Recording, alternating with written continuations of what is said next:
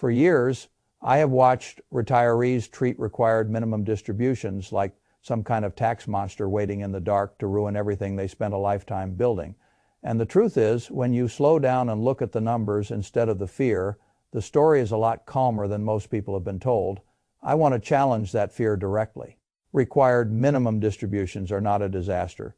They are not a sign that your retirement plan is broken. They are not a reason to lose sleep. They are a tax rule. That is all a tax rule you need to understand. A tax rule you need to navigate, but not a financial apocalypse.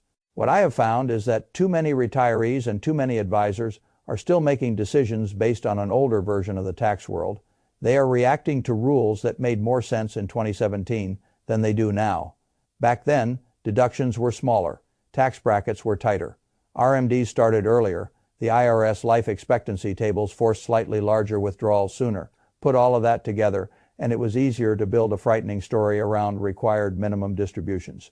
But the rules changed. None of the changes look dramatic by themselves. That is why most people miss the significance. Yet when you stack them together, the impact is real. The tax shield is bigger. The brackets are friendlier. The starting age is later. The required percentages are lower. And once you see the full picture, a lot of the panic starts to fall apart. Let me start with the standard deduction, because this is one of the simplest places to see how much the ground has shifted. In 2017, a married couple filing jointly had a standard deduction of $12,700.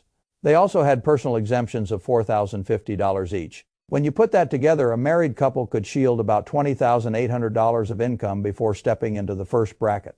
That was the old world. Today, the shield is much larger. In 2025, a married couple age 65 or older can use a standard deduction of $31,500.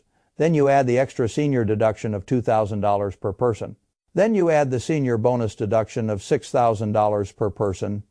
Put it all together, and that same couple can shield as much as $47,500 of income. That is more than double what they could shield in 2017. Think about what that means in practical life. It means a much larger portion of retirement income disappears into deductions before the first bracket ever touches it. If you are still modeling RMD fear based on the old deduction structure, your assumptions are stale before you even begin. Now look at the brackets themselves. In 2017, the 15% bracket for a married couple started at $18,650. Today, that slice of income is sitting inside the 12% bracket, and the threshold is higher at $23,850. In 2017, the 25% bracket started at $75,900. Today, that slice is taxed at 22%, and the threshold does not begin until $96,950.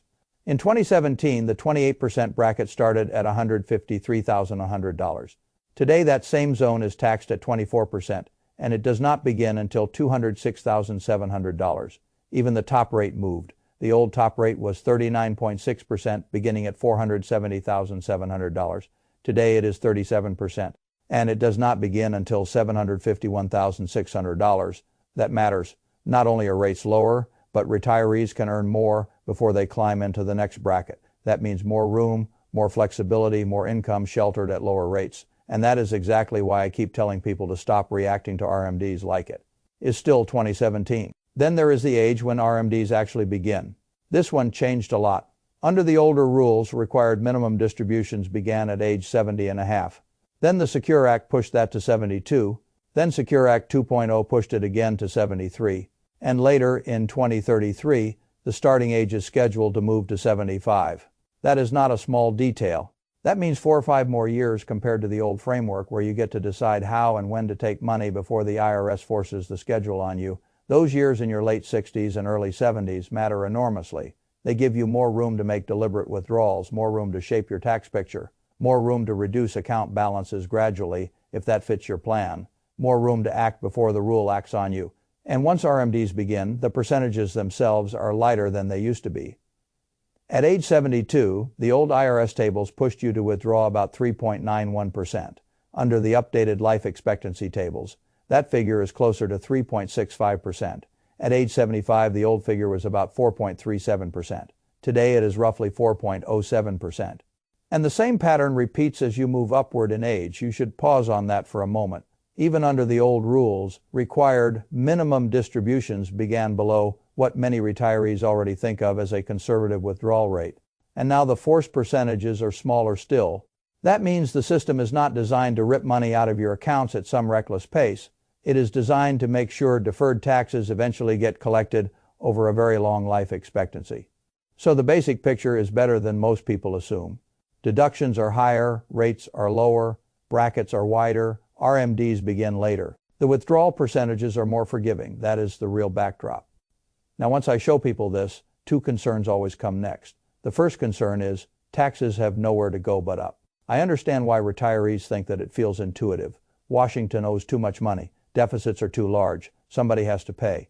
So people assume retirement tax rates are destined to explode. But when I look at the evidence, I do not see a world where broad-based steep tax hikes on ordinary retirees are the most likely path.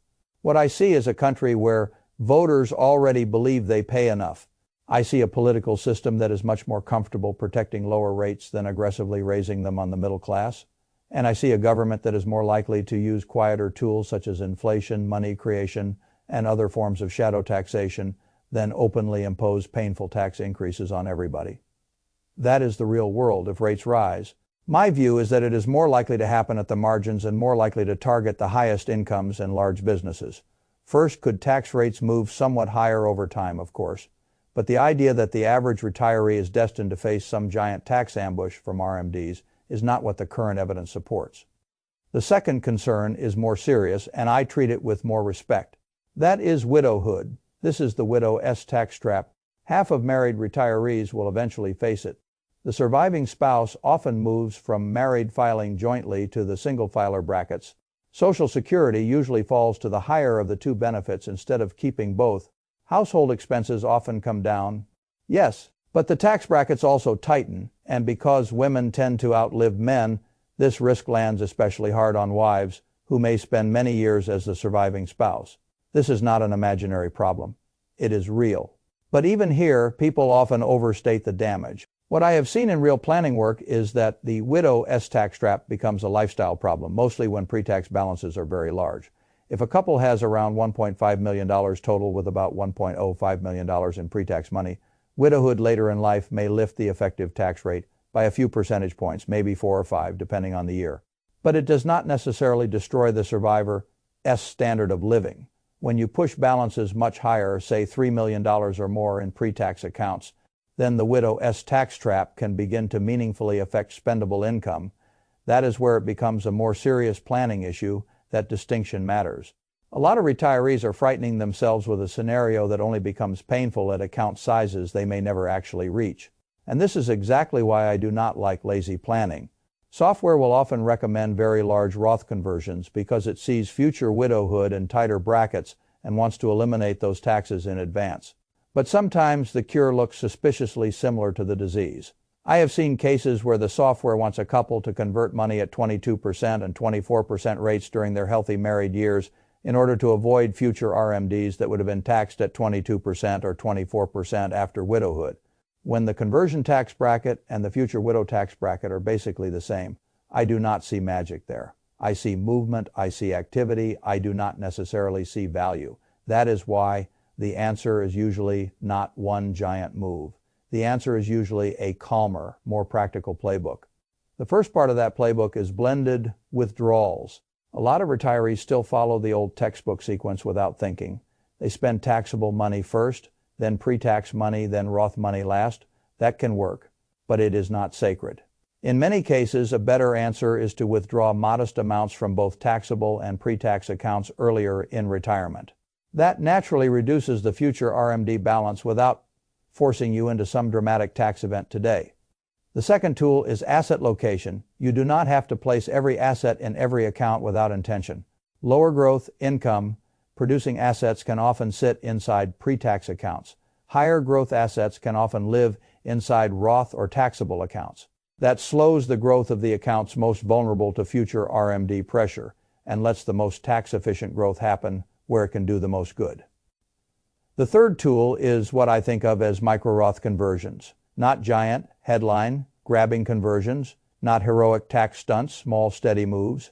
If you budgeted $120,000 for the year and only spent $110,000, that extra $10,000 margin can become a conversion. That lets you reduce future pre-tax balances without hammering your present lifestyle and without shocking yourself with a huge tax bill. That is how sensible people usually win. Quietly, repeatedly, without drama. The fourth tool is the qualified charitable distribution. If you are charitably inclined, this is one of the cleanest tools available.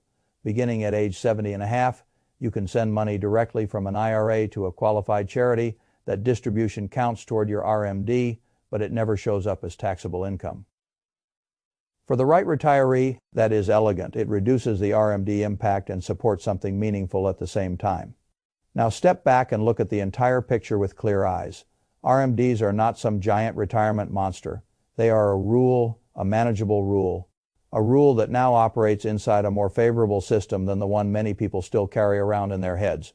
The deductions are better. The brackets are softer, the starting age is later, the withdrawal percentages are lower, and the real danger points, taxes moving modestly higher and widowhood compressing the brackets, can be addressed with good planning instead of panic. This is how I think about money in retirement. I do not want to react to fear. I want to react to facts. I do not want to build an entire strategy around a monster that mostly exists in people's imagination. I want to deal with the handful of places where the numbers actually matter and ignore the noise everywhere else. So if you have a large pre-tax balance, do not lose sleep. Do not assume you need some heroic move tomorrow. Do not let software scare you into paying taxes at high rates today just because it can generate a colorful chart about what might happen 12 years from now. Look at the actual deduction picture, look at the actual bracket structure, look at the actual starting age, look at the actual percentages. Then ask the only question that matters: what is the calmest, most rational path through this, given the life I am actually living? And not the one fear is trying to invent for me. That is how you handle RMDs. Not with panic, not with old assumptions, not with dramatic awe, or nothing moves. You handle them the same way you handle every serious financial rule. You understand it, you respect it, you plan for it, and then you move on with your life.